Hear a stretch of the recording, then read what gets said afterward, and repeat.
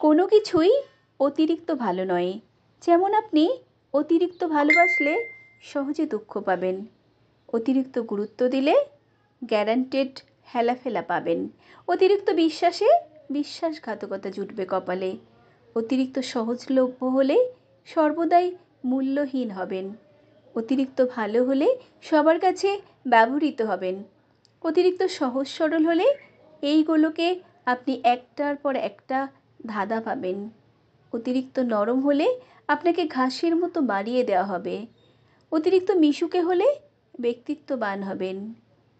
পরিমাপ জানাটা ভীষণ জরুরি, বুঝলেন?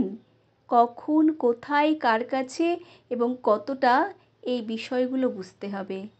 ৫ টাকার কাপে ৫ টাকার চা ঢালা শিখতে হবে, না হলে টাকা এবং চায়ের অপচয় কাপ করছে না, আপনিই করছেন। সংগৃহীত কণ্ঠে আমি সুমিত্রা।